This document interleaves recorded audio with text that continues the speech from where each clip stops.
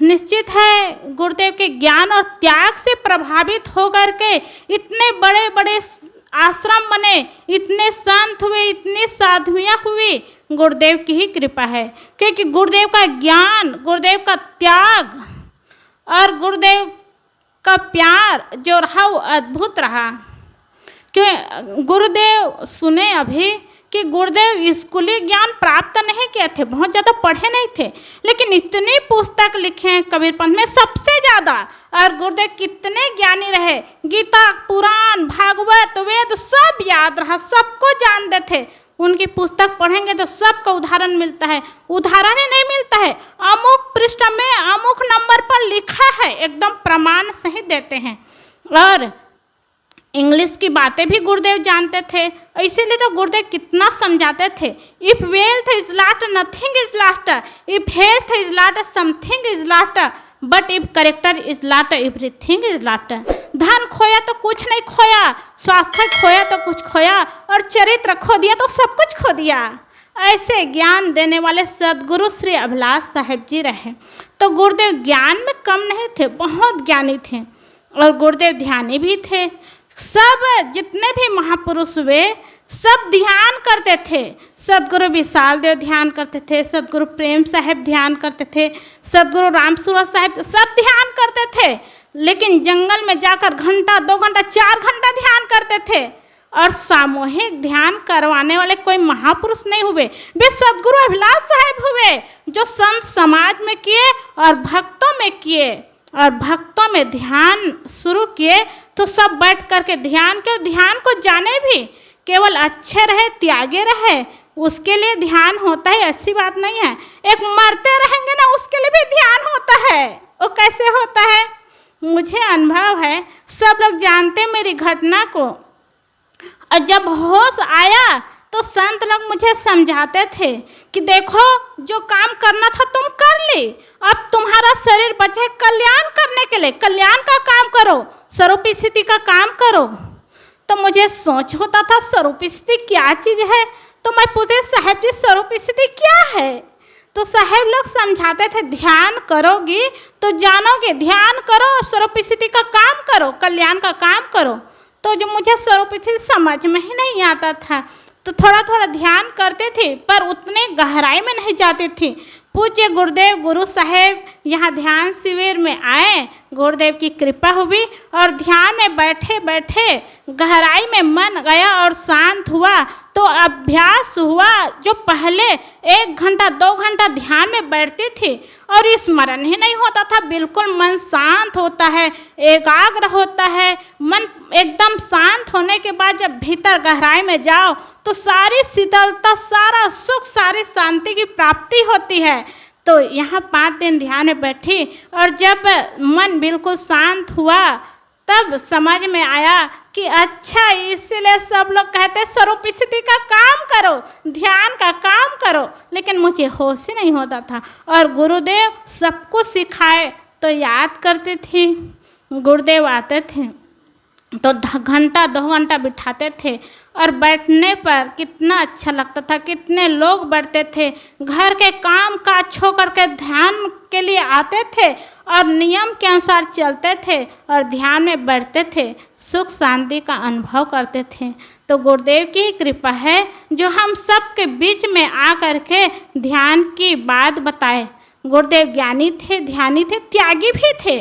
अभी सुने ना, चिवरी बंगला में आए और पहली बार वैराग संजीवनी को लिखे और गुरुदेव कहते हैं कि ये मेरी पहली पुस्तक है और अंतिम पुस्तक है, क्योंकि वो वैराग से भरा हुआ पुस्तक है।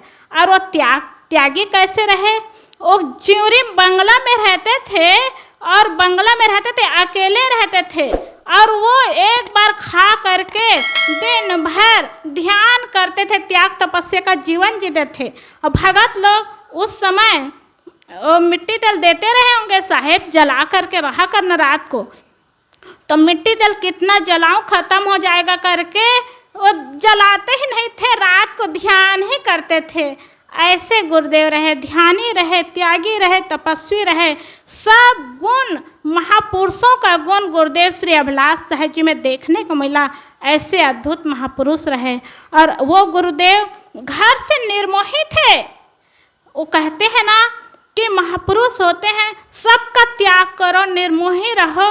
तो गुरुदेव देखने में भी आया, सुनने में भी आया, गुरुदेव जब से घर छोड़े बिल्कुल निर्मोही रहे, किसी के लिए मोह नहीं किए। उनके जीवनी कबीर दर्शन गुरुदेव के अभिलाष साहब जी के जीवन दर्पण से पढ़े होंगे कि गुरुदेव कितने निर्मोही रहे। जब तक घर में लगाव रहा, वो कहते थे पूरा घर न छूट जाए तब तक घर नहीं छोड़ूंगा, और घर छोड़ूंगा तो फिर से आना ना पड़े। तो गुरुदेव जब से घर छोड़े किसी से कुछ भी लगाव नहीं रखे, और लगाव तो नहीं रखे, मोह नहीं रखे, लेकिन प्रेम कितने किए। ये सब जितने बैठे ना गुरुदेव के सब प्रेम पाए हैं, और गुरुदेव के प्रेम पाकर के हृदय गदगद हुआ। क्योंकि सुनने को मिलता था कि माता पिता से भी बढ़कर के गुरुदेव होते हैं, तो लगता था माता पिता से बढ़कर के गुरुदेव कैसे होते होंगे। क्योंकि 9 महीना माता गर्भ में रखी, प्रसव का दुख सही, और खुद गीले वस्त्र में सोकर सूखे वस्त्र में सुलाई। पिताजी एक एक पैसा कमा करके धन का हकदार बनाते, उससे बढ़कर के गुरुदेव कैसे होते हैं। इसलिए कि गुरुदेव जीवन जीने की कला सिखाते हैं, कैसे खाना चाहिए, कैसे रहना चाहिए, कैसे बोलना चाहिए, कैसे जीना चाहिए। सुख शांति और ज्ञान का रास्ता गुरुदेव बताने वाले हुए। ऐसे गुरुदेव माता पिता से भी बढ़ करके होते हैं। इसलिए अभी साहेब जी कह रहे थे ना, हम क्या पाए गुरुदेव से और क्या खोए, सबको बताना है। तो मुझे लगा बहुत कुछ पाए कबीर पंथ में आकर के, संत समाज मिला, जीवन जीने की कला मिले, ज्ञान मिला, बहुत कुछ पाए, लेकिन सब कुछ खो दिए। अब सब कुछ क्या खोए, सदगुरु श्री अभिलाष साहब जी को खो दिए तो सब कुछ खो गया। क्योंकि गुरुदेव का प्यार बहुत रहता था। आज भी हृदय सज्जनों गुरुदेव का प्यार पाने के लिए खोजता है, कहीं मिल जाए गुरुदेव का प्यार। और प्यार तो माता पिता से भी मिलता है, लेकिन गुरुदेव का प्यार अद्भुत होता है। और गुरुदेव श्री अभिलाष साहब जी ऐसे प्यार देते थे। उनके प्यार में भी एक भगत बताए ना, गुरुदेव एक बार सीने से लगा लिए थे, तभी से मैं गुरुदेव के हो गया। कितने मत पंथ में जाता हूँ लेकिन इस पंथ को नहीं छोड़ता। और गुरुदेव का ऐसा अद्भुत प्यार होता था जो मिलने के बाद कभी छूटता नहीं था। ऐसे हमारे गुरुदेव रहे।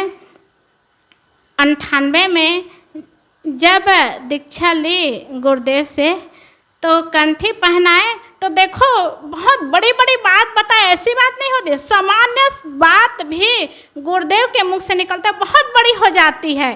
तो गुरुदेव जब कंठी पहनाए ना, तो उस समय पहली बार गुरुदेव से मिलना हुआ। तो गुरुदेव क्या कहे, हाथ किसी को मत दिखाना, हाथों से मेहनत करना, यही मेहनत है जीवन को ऊंचा बनाता है। कितनी बड़ी बात कही, 98 की बात है और गुरुदेव यही शब्द कहे थे, हाथ किसी को मत दिखाना, हाथों से मेहनत करना।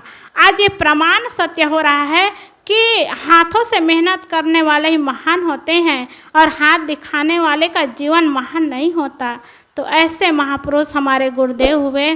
गुरुदेव के जाने के बाद भी ऐसा लगता है जब याद करो तो हमारे गुरुदेव हमारे पास है, लेकिन जब यादगिरी आती है कि गुरुदेव नहीं है तो बहुत दुख होता है सज्जनों। इसलिए गुरुदेव जैसे सब संतों से प्रार्थना है कि ऐसे प्यार देते रहे, किसी के मुख से कुछ भी शब्द निकल जाए और प्यार जीवन का नक्शा बदल दे और जीवन को धन्य बना दे, ये सफलता होती है। हमारे गुरुदेव से यही हम सबको प्यार मिला।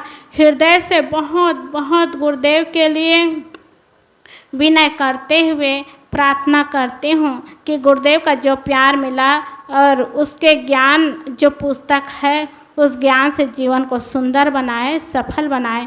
आप सबको साहेब बंदगी करते हुए मैं अपनी वाणी को विराम करती हूँ। बोलिए सदगुरु कबीर साहेब की जय।